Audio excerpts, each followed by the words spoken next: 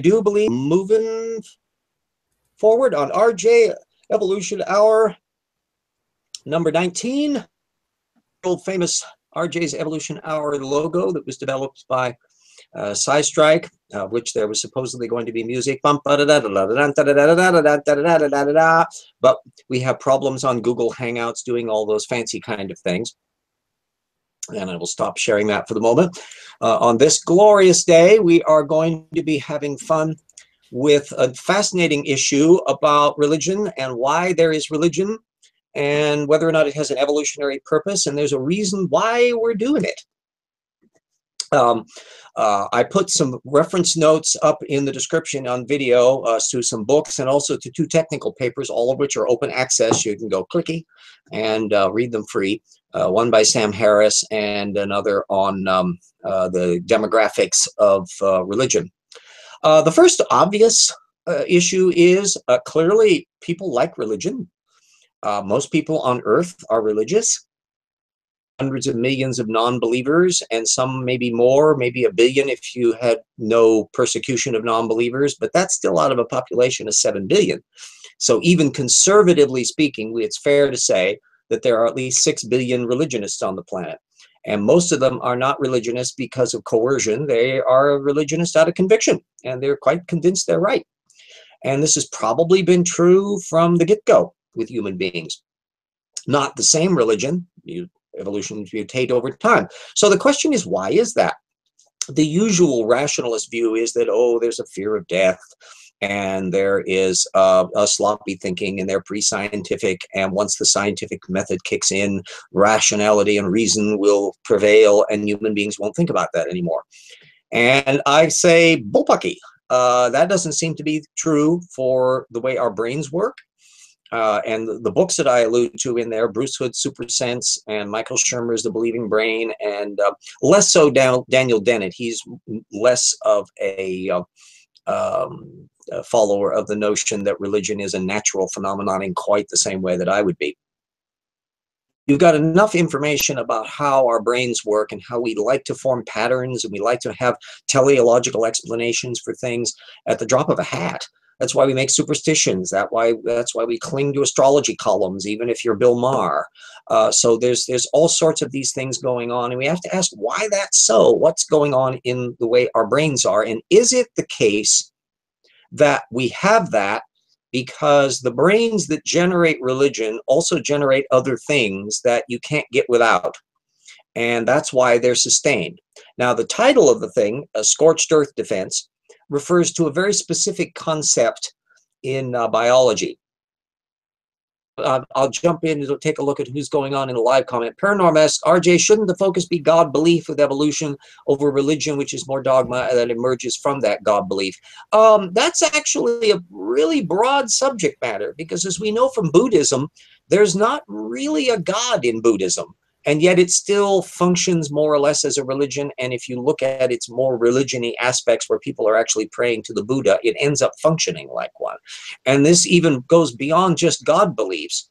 If you look at that archetypal atheist state, the Soviet Union, and look at how Stalin was treated, or for that matter, Kim Il-un, whatever his name is over there in North Korea, they function like demigods.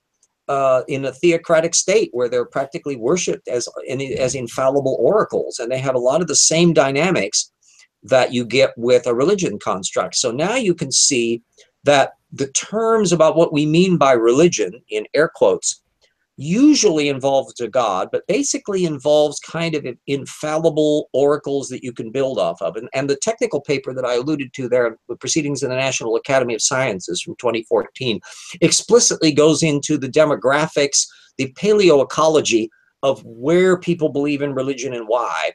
And it looks like the one really salient factor is uncertainty. If you live in a society where you're kind of uncertain about the next day, and there's a lot of doubt about how stable things are in war zones, in a lot of other contexts, religion tends to be more prominent than in places that are kind of settled down and where your livelihood is really settled and you don't have to worry about things. You have a long-term thing. You can kind of throw off the religion belief more directly. So that's giving clues about the kind of dynamic that's going on. definition that I use as a working model that I discussed a little bit in the previous evolution hour that I covered on this, that religion is a neotenous spandrel that is sustained as a scorched earth defense. And we got to the neotenous spandrel part, which is the idea that it's a juvenile characteristic of the brain that is retained into adulthood, that it's a spandrel, the Stephen Jay Gould term, of things that are developed accidentally as a byproduct of something else that may or may not be adaptive. But the scorched earth defense thing, I think I alluded to only a little bit, and hopefully that is what we can focus on here. Sickle cell anemia is the classic example of a scorched earth defense. It's a mutation, a point mutation, in fact, that is actually very bad for you. And if you have both parents having the allele, you end up with sickle cell anemia, which can be troublesome. So how come it's occurred not once, not twice, but 3 times independently in the human population? Well, it happens to be that these pop up in regions where you have malaria. And it happens to be that accidentally, one of those spandrel things, the thing that is produced if you have only one allele, if one of your parents gives you one of them, but you still have the normal gene on the other, so yours kind of 50-50. It turns out that that's enough to act as a big problem for the malaria parasite, which depends on a particular thing. I think it was potassium or calcium, one of the elements that was being basically squeezed out of the hemoglobin in relationship to this sickle cell problem. And it's enough to kill off the parasite. So what you got is a balancing act, a scorched earth defense. Yes, the sickle cell anemia gene is bad for you, but it isn't as bad for you as malaria. And more people will die of the malaria than of the sickle cell. So in that balance, the sickle cell survives as an allele because it protects you against something that's worse. That's the scorched earth defense. So the idea is that could religion be sustained in our little brains, in our meat computers? Which, yes, it can be very bad for you, but it can also be potentially beneficial. And the downsides of not having it are actually worse than the other. Yeah, Paranorm puts that around the malformation in the red blood cells. Malaria, hate that. But you shouldn't put smiley face up there. You should put like frowny face. Get your emojis right there, Para. Anyway, Robert Richardson then says, I remember reading about religion being a byproduct of the human ability to project, which was necessary for hunting, imagining yourself in the place of the prey to hunt it. That may very well have played a role, especially in the very early shamanistic forms of the religion. It's no coincidence that you... Oh, jump in, Jackson. Oh, I was going to say, we have a question from an audience member asking, were you ever religious? Oh, no, I wasn't. I was raised in a totally non-religious household, so that makes me atypical. Our family were a bunch of ex-Mormons. My dad had left the church before I was ever born. He had discovered, to his amazement, when he joined the military, joined the Army and then the Navy. I lied about his age, in fact, to get into the Army. I think he was only 16. This was just after World War I. He was born in 1905. Anyway, he had been raised in a totally Mormon world in Utah. And when he went out in the big world, he discovered, to his utter gobsmacking amazement, there were non-Mormons. Going fine without Mormon. And like tossing off an old coat, he just boop, dropped the religion. So by the time I came along, I was like 3rd, 4th children down the road. There was never any religion in our family. We put Christmas trees up, we did Halloween, all that kind of stuff. But there was never a point. My mom never read the Bible or anything. We have Bibles and Books of Mormon up in our library there. I don't think anyone ever looked at them. I was the one that looked at them occasionally. And so this was something where we literally had zero religion. We never went to Christmas pageants or anything in any context. But one of my very close, my mother's very close friend in the gardening club was a very devout Roman Catholic, and they would play pinochle and stuff. Tried to get him involved in the Catholic Church, never worked on that. So yeah, I was from a totally non-religious background. So that was baggage I never had to carry. Mom sent all of us kids to Sunday school though later on, because she thought we should be exposed to it. We could make up our own minds. None of it took. And as I pointed out on other evolution hours, I was the one that was actually kicked out of Sunday school for asking questions about Noah's Ark and dinosaurs. And it was a seminal moment where they actually called my mother and said, "Do not bring Jimmy back next Sunday."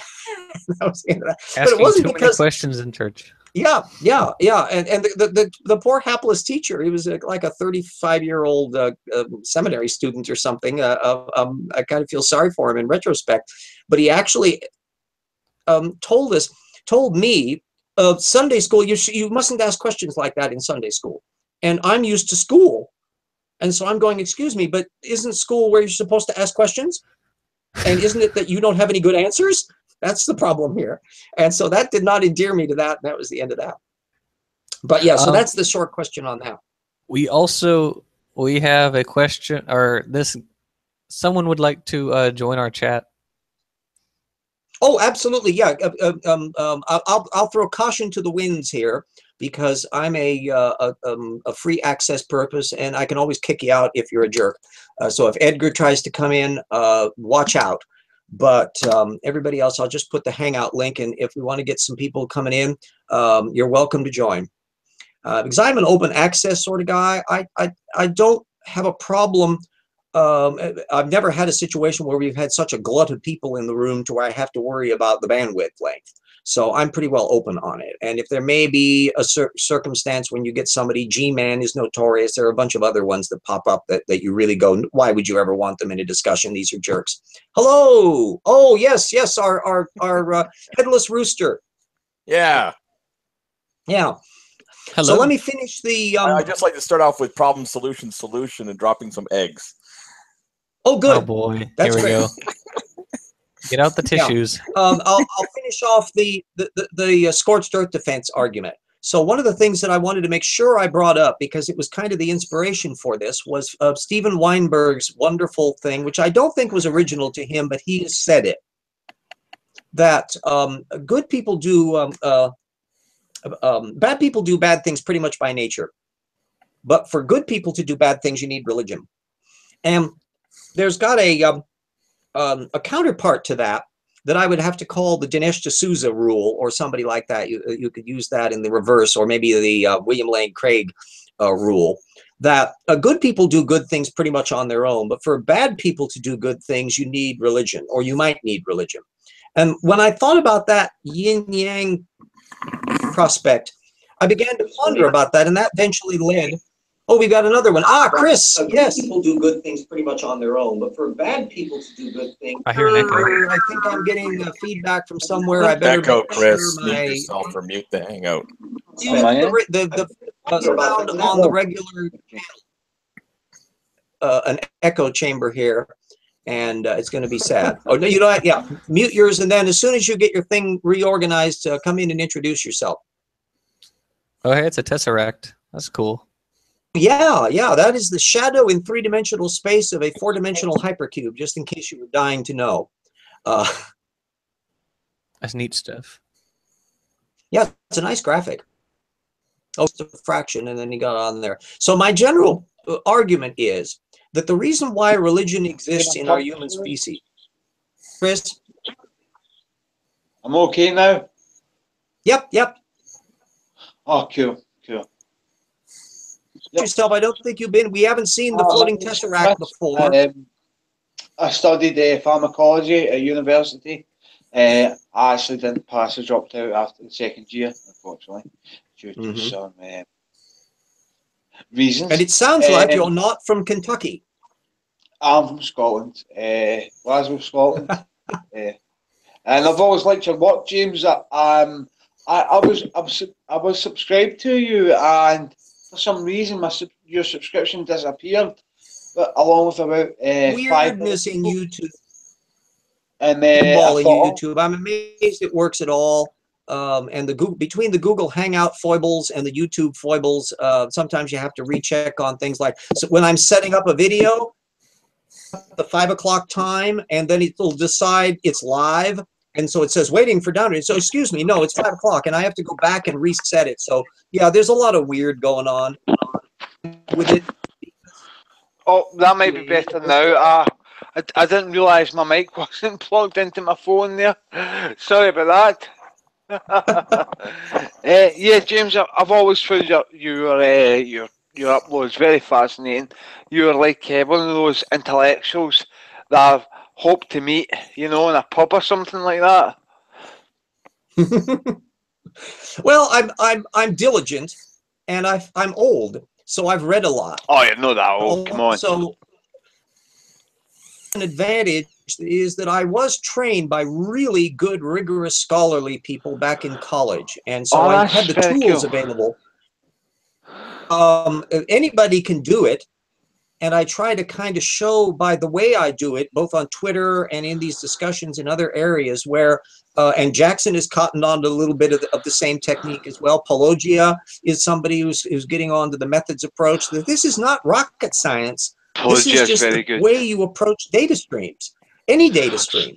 So James, Primary source. what was your bachelor's? Was it a bachelor's you pursued and then a PhD? A BA in history. A BA in history. Oh, My major area. I love history. And it was in a largely Civil War, antebellum, and Reconstruction era, although I paid huge amounts of interest in Roman Empire history. In fact, I was talking with Jackson. I love the Roman Empire. I love the Vespasian. Was it, what was his name? Vespasian. Oh God, I can't believe I forgot his name. Vespasian, the general that was proclaimed emperor. He had no birthright. It was Vespasian, was it not? Was that the guy? Yeah, Vespasian. Yeah, that was after all the Nero fracas. Another area that I kind of bumped into was Chinese history, because I was a TA, teaching assistant for Professor Wong, who was Chinese history. And that's when I discovered that I didn't have the temperament to become a teacher, because I just couldn't take the kids coming in from high school writing their badly spelled arguments, and I'm doing the grading on it, and I realized, no, my brain would fry. I didn't have the temperament for it. My father was a lecturer at Caledonian University in Glasgow, and I remember him correcting the papers. I mean, every other sentence, it was like wrong spelling, bad grammar, wrong. That's not right. Yeah. That's that. I was like, it was so common. When you're entering the education biz, you're going to start at the bottom. So you're going to be dealing with exactly that level of stuff at the teaching assistant or the associate professor level. And if you don't have the temperament for that, and I didn't, that I would be more of a trouble than it was worth. So, well, I like the late 15th century with the Borgia Pope, and then I know Piccolomini took it. He only survived, I think, 30 days or something like that. And then Della Rovere got it, Pope Julius III, I believe. I like all that era of history. And then, what was it? Alessandro Farnese. He became Pope. Oh God, I can't remember. I don't worry about the fiddly bits too much. I was talking with Jackson, in fact, before the show was starting, about a lot of this same period. That what you had, Christianity started out as kind of a benign religion. It was very egalitarian. It was something that had a great thing for slaves and women. There were a lot of women even up at the bishopric level. But that got all weeded out when it became the official religion, and when it became the imperial religion. So it suffered a bad thing that way. So you can look at the way religions function dynamically, but I'm trying to think about why religion exists in our brains at all. That's a very curious question. It could be performing an adaptive role that we tend not to think about. And one of the things that arises, of course, religion gives you a meaning of the world, prepackaged. It plugs into a lot of things that goes on in our brains that we take as mystical experiences. They're starting to identify the brain systems that do that. So you would be surprised institutions didn't reflect a lot of that. From the Pythia getting high on drugs and coming up with oracle things, or people going into dream time in the Aborigine context. There's lots of different ways of doing that. And that is going to filter into stuff. Then you have to figure out, have religions that evolve over time. The Daniel Dennett book that I put up in the notes is a good summary on this. I have a lot of bones to pick for Dennett for a lot of things, but he's a very brilliant and perceptive philosopher still. So even though I annoyed at certain bits and pieces, there's always a lot of meat there in addition to a lot of the other stuff. And the big picture that I take home from Dennett is the idea that religion starts out initially as a way of dealing with things that you need to deal with. we need to make sure the rain comes. So who's the rain god, and what do we do to propitiate the rain god, and how are we doing at that, okay? And only later on do religions mutate up to a higher and higher level of philosophy, to where they start constructing gods that are the ones they would prefer to worship. It's that religions tend now to have very noble gods. They're not like the Greek gods that are very human. The gods, capricious gods, yeah. Always ones that have the best attributes. They want the good. They want things to be wonderful, and it's our failing for being schlumps. And when you get that, then you get back to that interesting idea, a social system in which the bad people doing good things is outweighing what the good people are doing the bad stuff, that could sustain the religion under those contexts. And when you look at the ups and downs that religions do, you can see that they have their positive and negative aspects. They can promote cultural things like artwork, but the thing doesn't have to be true. Other cultures that presumably have completely inaccurate religions from one person's point of view are nonetheless producing fabulous art and cultural things.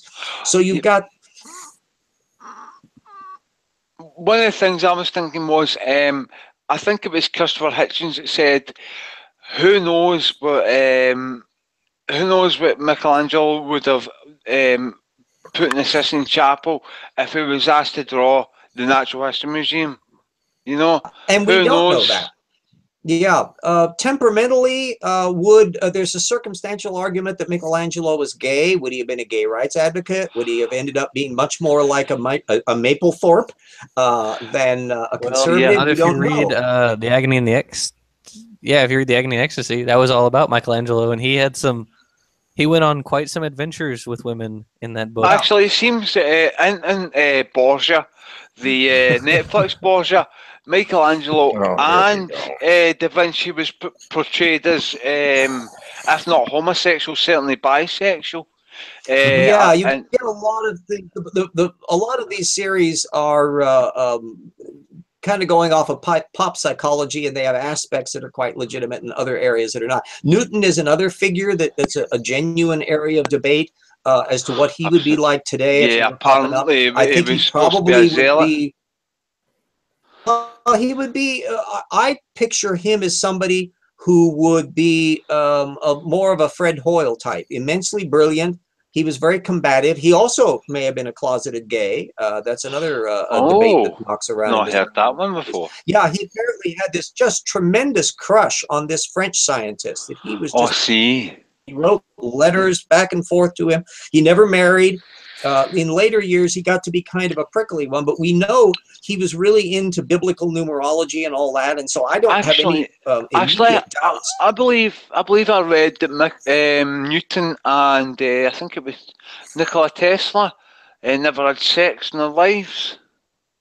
Tesla, he's another fascinating character, kind of a seat-of-the-pants theoretician, and a kind of overblown in other areas, as opposed to an Edison type who was purely an experimental, practical kind of guy who was really poor on the theory. And Tesla was a fascinating little character. Of course, he was obsessed with broadcast power, and he could never quite make that work for the simple reason that you can't.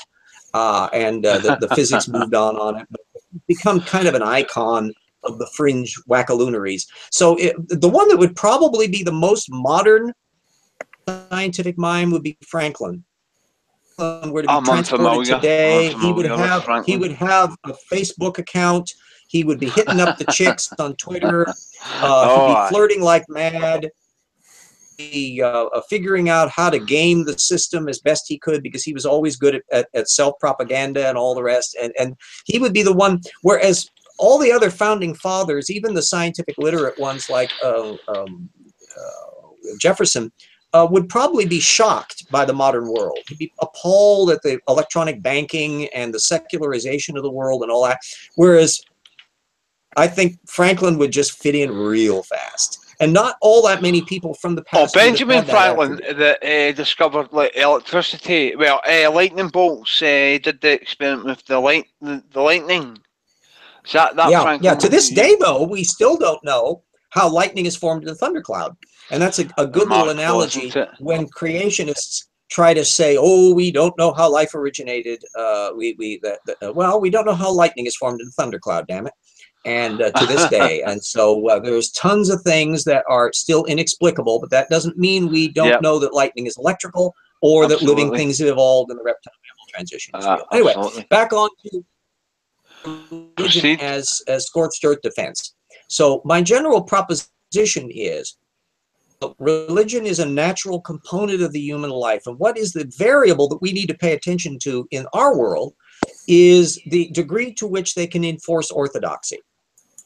Don't try to abolish religion. You're never going to work. There's people who are going to be spiritually minded and they're going to have religions no matter what.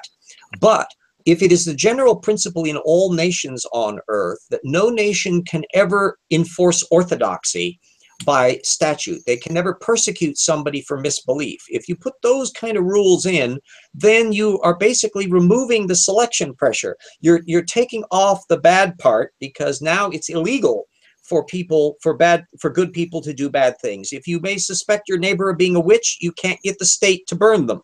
Whereas all of the good things are now suddenly selected for. People going out doing charitable work and hospital things and working with drug addicts, all of the benign features of a religion are being selected for in a secular environment. So the thing could be argued that secularism is religion's best friend. Best thing that they could hope for. Is it just a coincidence? But America, with its tradition of any major country, has the most religion. Because people aren't forced to believe in a religion. They do it largely because of preference. And although you do get areas where you get into big trouble otherwise out of the Bible Belt and a few things like that. But I would say that most people are channeled into a religious belief on the basis of their predilection. Where things get into trouble is when they can try to force their religious convictions on other people and get the state to support it. And then we get into that with the creation evolution debate. It certainly hits that with the abortion issue, which is clearly related to a particular religious perception that's relatively recent in Catholic lore, particularly in conservative Protestant lore, that life begins at conception. That wasn't the history up until the 19th century. And call back to your conversation. There's somebody who's in the is there somebody in the no, the one we had on YouTube with the guy. The one we had with the guy under my video. That, Jackson. I think this could be fun for the audience to hear because it's sort of applied scorched earth defense. For anyone who doesn't know, I made a recent video, and there was the whole video was about the guilty by association fallacy, but this guy who's clearly a theist took issue with this basically 10-second thing that I said, maybe not even that. One blip. Yeah, one little blip that I said about using Genesis 2:7 to support the notion that you're not a person until you're born because you take your first breath, and spirit is derived from, what is it, sparare, which is to breathe.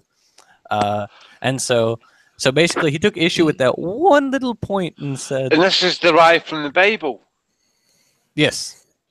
The same Bible that advocates abortion if the husband suspects the wife has been unfaithful. I mean, you know, there's lots of these little contradictions, and people say, oh, no, the Bible doesn't advocate abortion. Well, actually, it does. If the husband suspects the wife has been unfaithful, then she can take, I imagine, some sort of potion. Well, see, I mentioned that one too. That's in Numbers 5:11 to 31, where it talks about the test for an unfaithful wife. So he never took issue with that one. Interestingly, all right, but he took issue with my own personal interpretation of Genesis 2:7, which interestingly RJ brought to my attention that I'm not the only one who ever thought that that's what that meant. Turns out that has been the thinking for quite a while, wasn't it, RJ?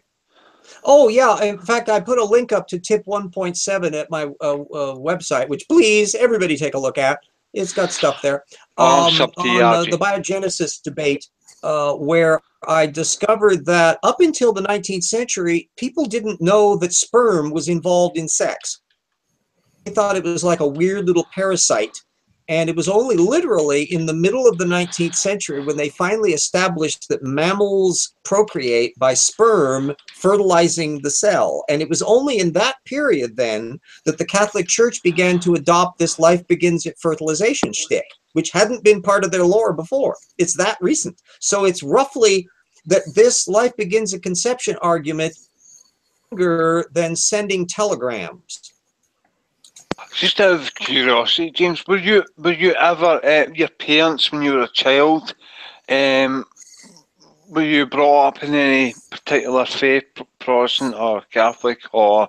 Oh, this came whatever? up just before you dumped into the room. Yeah, I came from a non-religious household. The family came from the Mormons. I thought and I'm sorry, I'm slightly drunk, so please excuse yeah, my. we were literally secular, and all of the family that I grew up with arose as an issue. When we would have knockdown, drag-out discussions, there was not Thanksgivings were never uncomfortable in the way that some atheists will have, where they're the one atheist in the room on Thanksgiving, and boy, they've got to wait to avoid that third rail. And that was never a problem in our family.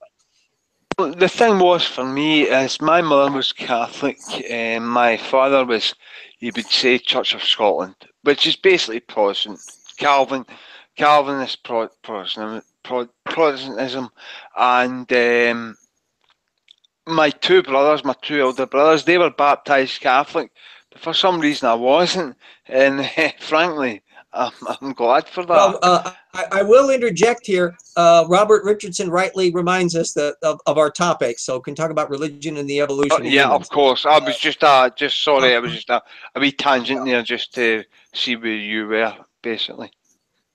My general theme is the proposition that there has been a positive selection pressure in the way cultures function that try to find kind of a yin-yang medium on things. Cultures where they start having the downsides on the religion, 30 Years' War in the Protestant Reformation period, their cultures start self-destructing at that stage. And you might make an argument, and Steven Pinker might make an argument. I haven't read his book on the Better Natures of Our Nature, Better Angels of Our Nature book that he just came out with, but that may be the idea that there is a general pressure for improvement of life. And I would suspect that the dynamic there is the role of secularization.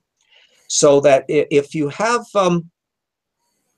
then a religion as a byproduct of increasing competition, as tribe A presses up against the resource range of tribe B, tribe which has a unifying identity of belief fights better. That's a possibility. That the PNAS paper that I linked to in the comment section for this video goes into the idea that religion is more prevalent, and the kinds of religion you have is variable based upon the kind of stability of the region. And people are more likely to be drawing on religious frameworks.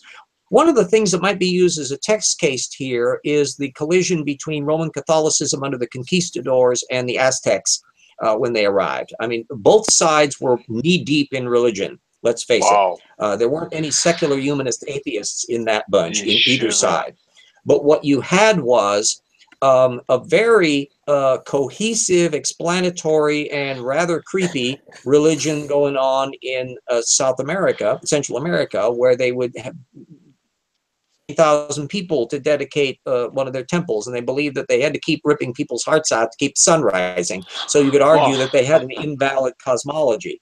And in that respect, the horrified conquistadors coming in saw themselves as stopping a terrible hedonism and setting up the true faith. Now, in the long run, it was striking. Yeah. Sorry, proceed. Sorry, James. Yeah, the thing there was, do you have to pick sides between the Aztecs and the Roman Catholics? But from an objectivist point of view, you would say that it probably was a good thing that they stopped ripping people's hearts out. At the same time, or set up a very oppressive and stratified system that had big problems of its own, and people over the long run weren't necessarily a heck of a lot better off. This happens an awful lot in clashing ideologies, clashing political systems. The religion happens to be functioning as a veneer here. You found the same situation when the Christians started colonizing the world, taking over Africa and Asia and a lot of areas, where now you were starting to look at the competing dynamics of these things. Christianity, remember, is, although it's the biggest chunk, there's about 2.6 billion Christians in the world. That's in a population of 7 billion. So that means there are 4.4 billion non-Christians. So even with that, on Earth is a minority faith, and it only appears to be a majority. Oh, happens to be the local majority. Jump in, Jackson. One of the hypotheses I've seen, I don't know if it's validity. I've only seen it one source, although, to be honest, I haven't read a whole lot of material on the evolution of religion. But what I have read, I read a book a few years ago, and I know we've talked about this, RJ, called The God Part of the Brain. It was by a philosopher named Matthew Alper, and his postulation... I'm hearing some things outside. I'm a step away from the computer very briefly. What I'm going to do temporarily, since we're about halfway through, I'm going to put up a plug for my website, because I'm hearing weird sounds outside, and I'm not entirely sure what the hell it's about. Go beat them up, RJ. I will be back in a very... I will be back in about...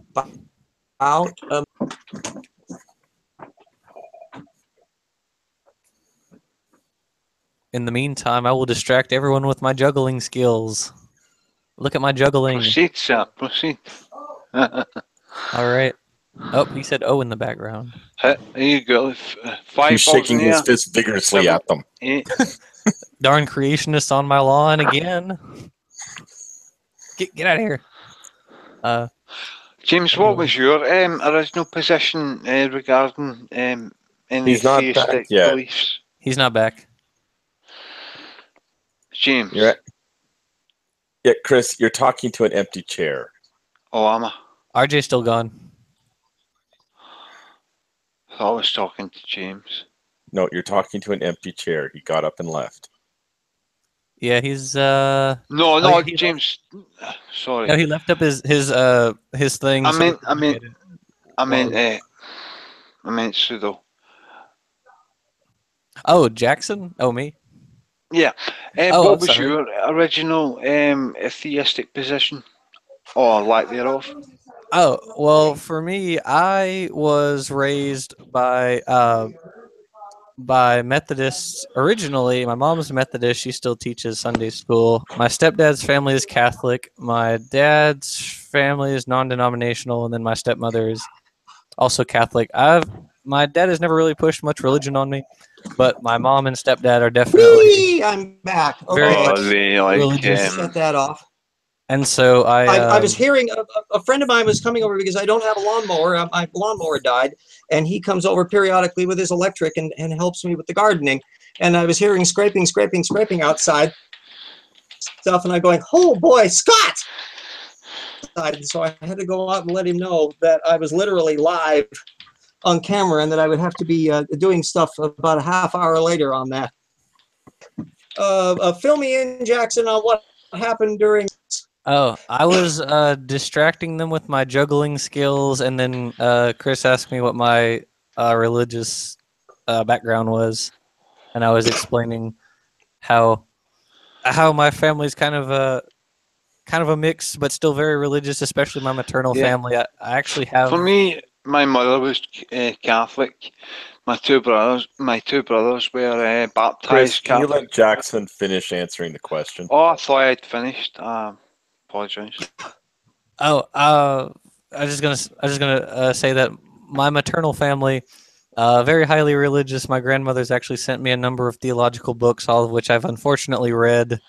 And I don't know, maybe at this point I should probably go back through them, and I can look at them from a source methods approach and see I would really recommend that spectacularly, because all of that stuff is I've had to go through an awful lot of material in my own analysis over the years, as suddenly I come back to stuff that I had looked at before, and I'm seeing it with completely fresh eyes, when you're doing it from source methods, when you're looking at how people are building their arguments, what they're relying on.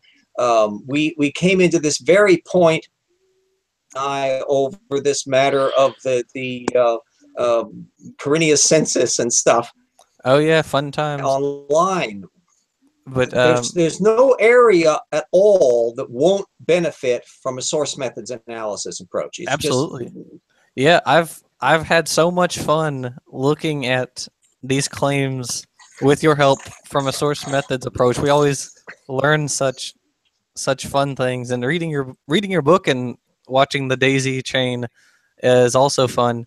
But the first book I ever read about theology was titled "Did Man Get Here by Evolution or by Creation?" It was written in 1969, I think, and that book was just hair-ripping awful.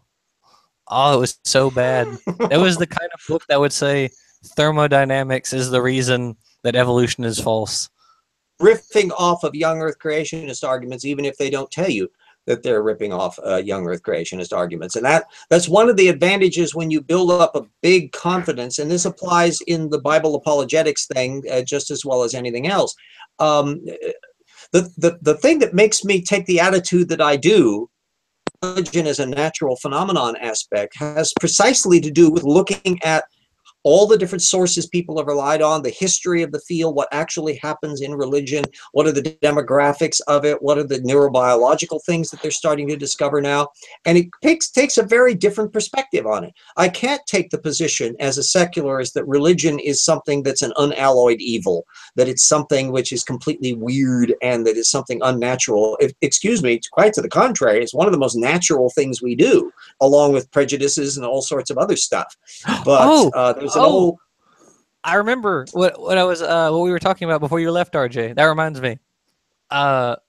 The book by Matthew Alper, The God Part of the Brain. His postulation is that, and it's probably wrong, as we've discussed, or as you told me before. But he was saying religion evolved as a counterweight to essentially consciousness, which is kind of an interesting take on it. I'd actually say there's probably a grain of truth to that. For everybody that who hasn't read my crap, it's out there in the old tip. Chapter 5 on Planet of the Apes, I go into an awful lot of issues about the Cartesian theater and the nature of consciousness. And we're learning a little more now, but the basic outlines of it, I think, are still valid even today. And the James, idea of... sorry, I really enjoyed the videos that you put out. I mean, I think you're one of the most reasonable YouTubers that I've come across in this area of skepticism and atheism. You are fully atheist, I assume, yes? Mm-hmm, yeah. I'm a non-believer. But I like to think that I'm a fair one. I think you're very fair. The reason I put the question like that, I was a wee bit tentative, was just in case you weren't. I didn't want to offend you. And, you know... you can't ever offend me. You can't offend other people. Problems with questions. Jackson and everybody else that's seen me for a while will know that I'm fairly unflappable. And I take the attitude that I've had that there's no such thing as a bad question. There's only a good or a bad answer. But they're bad people. I answer honestly and up down the yin yang. But anyway, the thing I did on the Cartesian theater issue and how consciousness develops in the brain and all of that stuff, there's some really wonderful ground basement ideas to think that the thing that we call self-awareness is only the tip of a very complex brain iceberg that's running all the time. And it pre-filters a lot of reality for us. It makes decisions that we think are our decisions, but are actually its decisions. It's still us. It's the me as opposed to the I. And I can recommend everybody go off and actually read the stuff. You can download the chapters. They're all PDF free. That's what bloody stuff is there for. And if you think I'm reasonable and profound on video, you should read my stuff to where I can be reasonable and profound at length. And with the direct footnoting references. I put a lot of work into a lot of that stuff, and it's because they're all really fundamental issues. And that's why I've been keeping up with the technical literature since then to see how things are faring out. I'm old enough to remember far enough back to where the attitudes of the kind of 1920s, 30s, 40s was filtering into my background that I'm hitting when I'm hitting college in the 70s. It's the notion that all you need is reason and science, and religion will just go away, poof. That's kind of your Carl Sagan attitude, and it's a bit of that scientism notion. And I'm going bullpucky. That if you want to read Bruce Hood's SuperSense, which you can probably find at the library, and I listed the title of it in the notes to this section. That's a really handy guide, introduction to what's going on in our superstition-minded brains. And far from being something that is to reason, it's the flip side of reason. It's the other half of how we compensate, how we construct our reality in the head.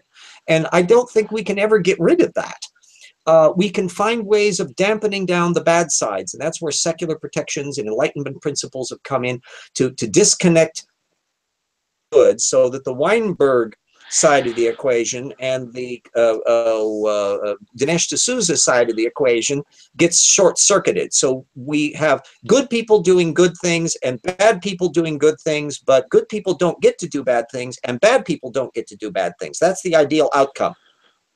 And we'll play a role in that because religion ain't ever going to go away. And our brains are conditioned to a structural system where we construct reality. If you look at a little kid when they're just an infant, newborn, and their hands are doing this, exploring space, are working like mad to construct a map, hand, and that's me, I can touch, and it's outside of me. It must be real, but what is it? Because I can see stuff, there's lights and stuff. Is that real? Is that big, close, in, out? The brain is constructing reality, literally. And that's why I always suggest I've never been a parent, and I take that terribly responsible, because, boy, the moment you want to become a parent, you have to pay attention to everything you do, because the little meat computers in the kids are observing everything, and they are instant hypocrisy detectors. That's where morality comes from, is the fact that we can detect fairly. Fairness is an intrinsic component of life. It's a non-negotiable. It occurs automatically, and you don't even need to be a human being to do it. Dogs can tell fair. There's been a whole technical literature of perception of fairness and inequality in animals. And animals, pretty soon you get up into the complicated brain level. There's a system in the brain that can tell if you're not being treated fairly on that. And that same thing we've inherited all the way down the line, and we build a lot of our morality out of it. So construct a secular reality. I didn't put a reference up, but oh gosh, I can't think of his name off. Austin Dacey, I think his name is, that has written a thing on on secular morality. A lot of the things about how you can have an atheistic absolute morality. I think his name is Austin, but I'm pretty sure the last name is Dacey. And I recommend his material. There's a lot of fun stuff to broaden the scope, so the debate here is not just between Richard Dawkins and William Lane Craig or John Lennox, that you get into these routine things about you want to be a Hitchenite where you argue that all religion is completely bad. Well, I don't know. I like Bach and Bruckner as composers. And when you listen to Bruckner symphonies, these gigantic Wagnerian symphonies that he would write, every note of which is worshiping God. Imagine him doing that outside of that context. Messiaen's music was very modernist stuff. He's also a worshiper. Poulenc, Stravinsky. Now then, you've also got non-believers. Apparently a non-believer. And of course, people like Shostakovich and Prokofiev, as far as I can tell, weren't very religious. And you find a broad mix all the way across the thing. Well, in the smorgasbord of creativity, if you're going to start parsing things and seeing that religion is a bad thing because it can do inquisitions, but religion can also inspire people to tremendous creativity. And so you want to figure a social system that while putting brakes on the dumb parts, and kind of hope that over cultural frames you can weed all of that out. Unfortunately, we're making progress on that world. I'll get up on the little soapbox briefly. It's not just here in the United States where we have arguably the most culture camp conservative, religiously deck stacking administration ever. It's not apparently terribly religious, but also Erdogan in Turkey. The protections in Islamifying that state is just really bad for the region and for culture. And then, of course, you've got the secular wingnut states. North Korea is kind of a minor example. But even now, look at what's happening in Myanmar, a Buddhist state. Of all people that you normally don't associate with violence, persecuting a little Muslim ethnic minority there and behaving in just the bad way that other religions and secular groups have been able to do. And the reason is because they're treating people as an ethnic bloc. Their prejudice are taking precedent over their religion and their ethics, and they're doing the good people doing bad things equation. So these are issues that are never going to go away. Throughout social institutions and activities to build up new cultural systems that will compete with older cultural systems and show that we can do it better. And if we can't, we may not survive as a species. But we've made it 10,000 years, and just since the Ice Age. Optimist, I'm a cockeyed optimist. It requires visual. Yeah, I was wondering about in Spain when there was a big Muslim takeover there, and I think it was de Cordoba. The Muslims built a big massive mosque, and then when the northern kings of Spain took over, they didn't pull down the mosque. They built a cathedral in the centre of it, and apparently even today, Catholics of de Cordoba say we go to mass at the mosque, which I find fascinating, given the history of. Spain is a complex area, and the reverse. When the Turks took over Constantinople, they didn't tear down Hagia Sophia; they turned it into a mosque, and now it's actually just a secular museum. Although whether or not it gets turned back into that's another matter. Spain is a very complicated case. Oh yeah, the interaction between the Muslims and the Christians had its ups and its downs depending upon the time frame. There were times when they had relatively good relationships. I think Alfonso the 11th, I think it was, who was a big chess groupie, and the relationships that he had were quite benign. But then things started to get more and more frayed. The Umas as well. The Umas, I think, was. I don't know if you're familiar. Watch Game of Thrones. There was the Red Wedding, which was based on the Black Dinner in Scotland. But basically, what happened was one of the royal families was invited to a dinner, and there was one survivor. I can't recall his name. His family name was Uma, and he escaped to Morocco and raised an army of I think it was 300. Went over to Spain and built a massive principality, and it was himself that built he commissioned the mosque in Cordoba, which was just beautiful. It's a beautiful structure. And then obviously after the Christians, Northern Kings took over, didn't knock it down, built a cathedral right in the centre of it. Complexity in the Spanish situation began to fray in the 11th and 12th centuries on. You had things where, for example, the Berbers came over from North Africa, who were much more radical, much more conservative and traditional, and they tended to make life miserable for the Jews in their area. So you can kind of measure the ping pong match that went on in Spain between where the Jews went. So sometimes the Jews would be living in the Islamic side because they were better treated there, and then they would pack their bags and move over to the Christian side because they were better treated there. It was a very complicated thing all the way down to the unification when they were finally kicked out completely by Ferdinand and Isabella in 1492. Many of them converted, but still kept their Jewish heritage. Yeah, that's the conversos issue. In fact, that popped up in relation to Dinesh D'Souza because I did a whole video with Jackson on, and another video that I'd done earlier on Dinesh D'Souza was trying to argue that the Spanish Inquisition really wasn't so bad. They weren't targeting Jews, and he was completely muddling oh my God. this notion about what the conversos were. We have a question from first guy, or not a question, but a comment from the first guy over in the live chat. Art is overrated, and expecting a lot of great secular art before the 20th century is pretty unfair. Well, I wasn't claiming that so much, but that by the time you hit the 19th century, you have a genuine divide. If you look at the roots of the Romantic movement, both musical and artistic, it was very science-oriented. It was often remarkably secular, that they had a fascinating interplay to where the idea was that the modern artist was going to be one with the scientific development. Goethe loved the sciences. The separation of things where we begin to think of art as something that's kind of effete and disconnected from cultural life, as opposed to the sciences that are meaningful, that's a later idea, which I think is kind of pernicious. I don't know how many of you are familiar with C.P. Snow's Two Cultures in a Second Look. I'll put a little comment on that above there. It's an old book from, I think, around late 50s, early 60s, and it's been in umpteen editions since.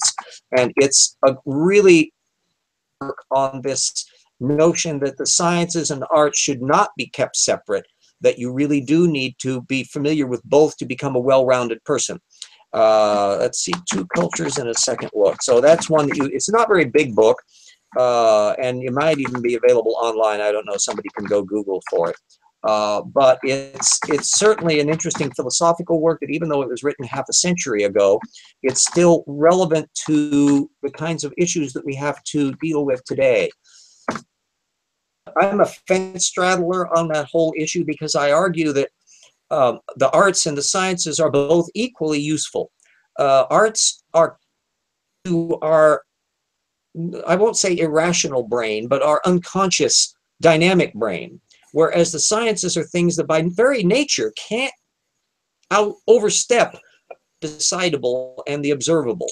Whereas the arts can kind of come in, the brain can come in through dreams, it can come in through non-rational modes of thinking. It doesn't mean you open the floodgates and everything you dream is allowed, but still it's an aspect of who we are as a brain. Poincare, the mathematician, is as rational as all get out, would make use of his night processor. He didn't call it that, but I have kind of the same thing, of where he would put mathematical problems that he couldn't solve during the day, and he would think about them, and he would sort of set them down as a clear notion, and he would go to sleep on it and let his brain think about it overnight. And he would wake up the next day and go, oh, there we go, there's the answer. Boop, my brain has done the work for me, and I'm all done, and now I can write down the answer.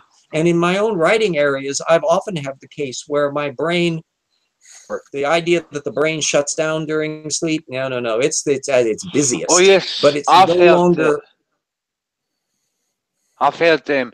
I can't recall the exact name of the documentary. It was BBC documentary, and it was about lucid dreaming. And this guy, it was like 18 years old, and there was this popular dance back in the 1960s or something, and he couldn't do it. But he dreamt that he did it. He dreamt that he did the steps, and after that, wouldn't you know, he could do it in real life. And so what we have is the neat thing about what a rational mind would be doing is not pretending that we don't have all of these little things going on in the basement, but finding out a way to channel them and harness them without losing the benefits of either. That we don't abandon. I haven't become less rational or less evidence-based because I'm aware of the fact that I've got a night processor brain that I can kick on to create things. So, because now I can harness a whole bunch of things. I think some of the things that get mistaken for psychic phenomenon involve things that our unconscious brain are perceiving, the same way that you can see in idiot savants and others, which is a terribly pejorative word. But the point is that there are people who can access astonishing amounts of information that are kind of lost on us.